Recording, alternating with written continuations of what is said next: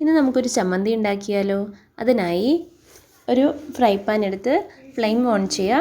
അതിലേക്ക് കുറച്ച് എണ്ണ ഒഴിച്ച് കുറച്ച് വറ്റൽമുളക് എടുത്ത് നന്നായി ചൂടാക്കി ഒരു പാത്രത്തിലേക്ക് മാറ്റി വയ്ക്കുക. പിന്നെ അടുത്ത് വേണ്ടത് നമുക്ക് ചെമ്മീനാണ്. ചെമ്മീനും മാങ്ങയാണ് ഇതിലെ മെയിൻ ഇൻഗ്രീഡിയൻസ്.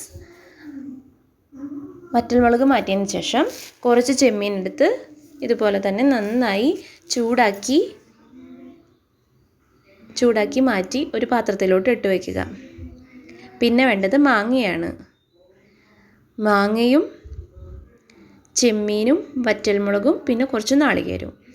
നമുക്കൊരു മിക്സിയുടെ ജാറിലേക്ക് വറ്റൽമുളകും ചെമ്മീനും മാങ്ങയും നാളികേരവും അത്യാവശ്യത്തിന് ഉപ്പും ഇട്ട് കൊടുക്കാം. അതിനുശേഷം നന്നായി അരച്ചെടുക്കാം.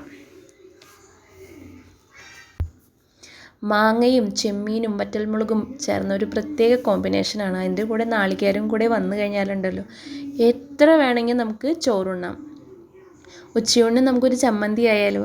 അതിനാണ് ഇന്നത്തെ സ്പെഷ്യൽ ചമ്മന്തി, ചെമ്മീൻ മാങ്ങ ചമ്മന്തി. ഇത് ഇതുവരെ കഴിക്കാത്തവരുണ്ടെങ്കിൽ ഒന്ന് ട്രൈ ചെയ്ത് നോക്കിക്കോളൂ. എത്ര വേണമെങ്കിലും നമുക്ക് ഈ ഒരു ചമ്മന്തി കൊണ്ട് ചോറുണ്ണാം. അത്രയ്ക്ക് ടേസ്റ്റാണ് നമ്മുടെ ചെമ്മീൻ ചമ്മന്തി. അപ്പോൾ നമ്മുടെ ചമ്മന്തി എല്ലാം സെറ്റായിട്ട് വന്നിരിക്കുകയാണ്. അപ്പം നിങ്ങളും വീട്ടിൽ ഈ ഒരു ചമ്മന്തി ട്രൈ ചെയ്ത് നോക്കൂ. ഒരു പ്രാവശ്യം ട്രൈ ചെയ്തവർ വീണ്ടും വീണ്ടും ട്രൈ ചെയ്യാതിരിക്കില്ല. അച്ചാറും പപ്പടമൊക്കെ പോലെ ഈ ചെമ്മീൻ ചമ്മന്തിയും നമ്മുടെ ഊണിന് ഒരു പ്രത്യേക ടേസ്റ്റ് ആയിരിക്കും. അപ്പോൾ ഓക്കെ.